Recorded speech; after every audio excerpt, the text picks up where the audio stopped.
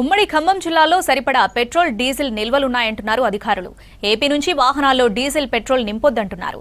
AP ప్రజలు భారీగా ఖమ్మానికి రావడంతో ఇక్కడి ప్రజల్లో పెట్రోల్ దొరకదన్న భయం పుట్టిందన్నారు.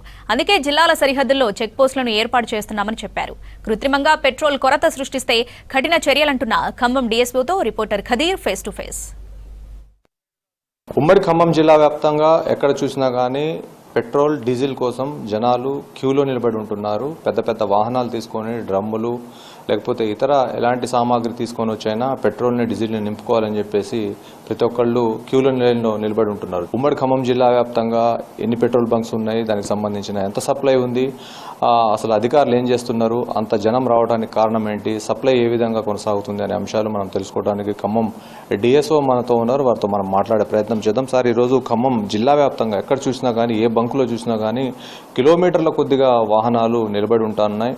అనేక చోట్ల నో స్టాక్ బోర్డులు కూడా పెట్టేసి ఉంటున్నారు. అసలు ఈ పరిస్థితికి గల కారణాలు ఏంటి, ఖమ్మంలో ఏం జరుగుతుంది? ఇప్పుడు ఖమ్మం జిల్లాలో ఉన్నటువంటి పెట్రోల్ వినియోగదారులకి అందరికీ V6 ద్వారా తెలియనందుకు చాలా సంతోషంగా ఉంది.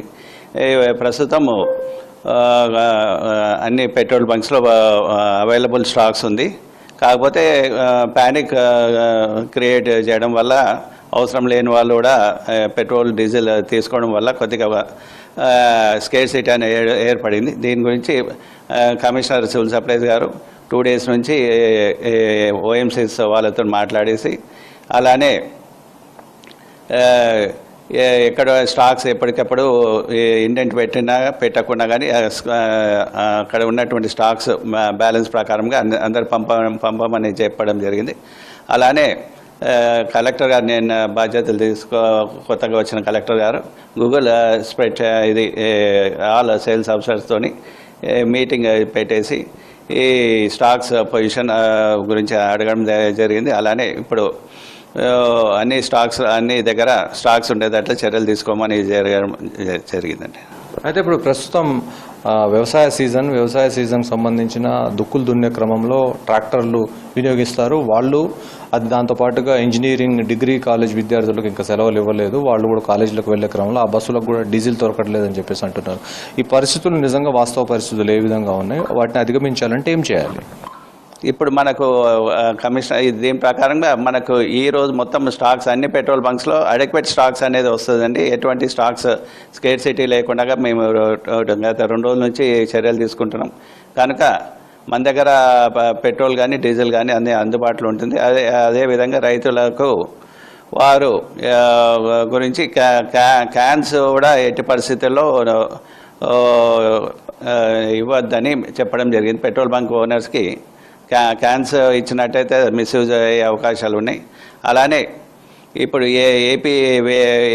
ఏపీలో స్కేర్సిటీ ఉన్నందుకు అక్కడ నుంచి కూడా వెహికల్స్ వస్తున్నాయని తెలియడం జరిగింది. అక్కడ చెక్ పోస్ట్ పెట్టేసి ఏపీ కూడా వెహికల్స్ రాకుండా వచ్చినా కానీ ఇక్కడ రీటైల్ అవుట్లెట్స్కి ఏపీలో మెయిన్గా లారీస్కి ఆపమని చేయడం జరిగింది. అలానే ఈ క్యాన్స్లో ఎట్టి పరిస్థితుల్లో పోయకూడదని సూచనలు ఇవ్వడం జరిగింది. అయితే ఇప్పుడు అసలు సగటున రోజుకు ఎంత పెట్రోల్ డీజిల్ అవసరం పడుతుంది, ఇప్పుడు ఎంత ఎక్సెస్ అవసరం పడుతుంది సార్?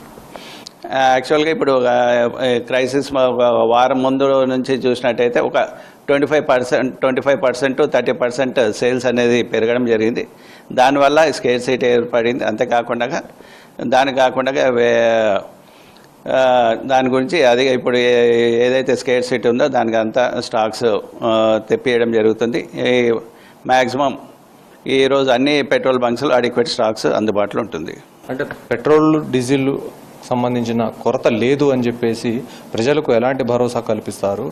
దాంతోపాటుగా అధికారులు కానివ్వండి, ప్రభుత్వం ద్వారా కానీ ఎలాంటి ప్రచారం చేస్తారు? ఇప్పుడు మా అన్ని పెట్రోల్ బంక్స్